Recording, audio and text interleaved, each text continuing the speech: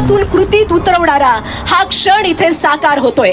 एकोपा, आरोग्य आणि जबाबदारीचा संकल्प घेऊन महाराष्ट्राची मनं जिंकणारे हे खेळाडू आता दमदार शिस्तबद्ध पावलांनी या परेड संचलनासाठी इथे सहभागी होत आहेत। खरं तर खेळ केवळ स्पर्धा नाहीये, तो शिस्त घडवतो, आरोग्य जपतो आणि माणसा माणसातला संवाद मजबूत करतो।